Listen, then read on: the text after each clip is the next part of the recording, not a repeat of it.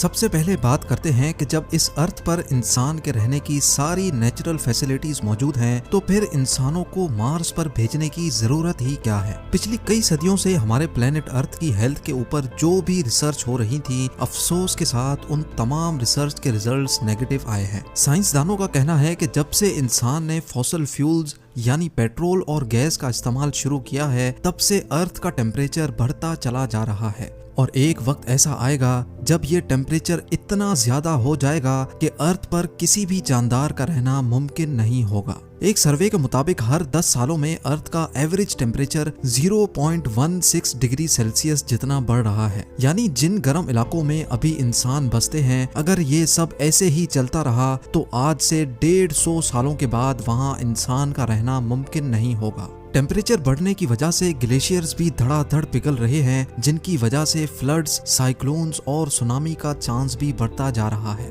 बात सिर्फ फ्यूल के इस्तेमाल की ही नहीं है। इस पॉल्यूशन ने हमारे अर्थ की ओजोन लेयर को भी डैमेज कर दिया है। वो ओजोन लेयर जो सूरज से निकलने वाली जानलेवा रेस से हमें बचाती है, वो भी अब आहिस्ता आहिस्ता करके डैमेज होती जा रही है। यानी एक तरफ पॉल्यूशन से पैदा होने वाली गर्मी और दूसरी तरफ खौफनाक सोलर रेडिएशंस। साइंसदानों को एक बात तो कंफर्म हो चुकी है कि एक ना एक दिन हमारा अर्थ रहने के काबिल नहीं बचेगा और यही वजह है कि हम इंसान अपने लिए एक दूसरा घर यानी एक दूसरा प्लेनेट अभी से ढूंढ रहे हैं।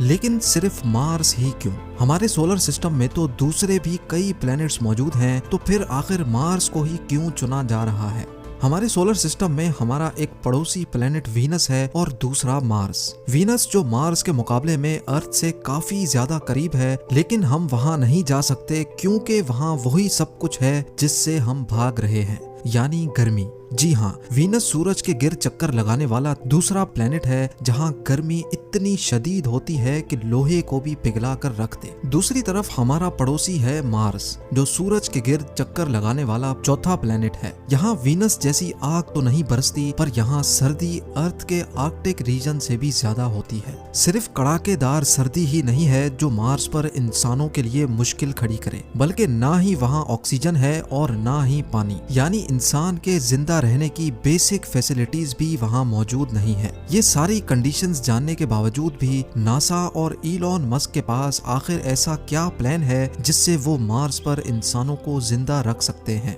इलॉन मस्क के प्लान के मुताबिक 2026 में पहले मार्स पर इंसानों का एक छोटा ग्रुप जाएगा। इस ग्रुप के पास कम से कम 2 साल जिंदा रहने की तमाम चीजें मौजूद होंगी, यानी खाना पीना, ऑक्सीजन और प्रेशराइज्ड सूट्स। लेकिन इस ग्रुप के वहां जाने से भी पहले मार्स पर एक प्रोटेक्टिव शेल्टर बनाना बहुत ही जरूरी है, क्योंकि मार्स पर मिट्टी के खौफनाक तूफान इंसानों को नुकसान पहुंचा सकते हैं। ये प्रोटेक्टिव शेल्टर्स मार्स पर मौजूद मिट्टी से ही बनाए जाएंगे, लेकिन जब मार्स पर इंसान नहीं होंगे तो ये शेल्टर आखिर बनाएगा कौन? हैरत अंगेज तौर पे ये शेल्टर्स मार्स पर मौजूद रोबोट्स बनाएंगे।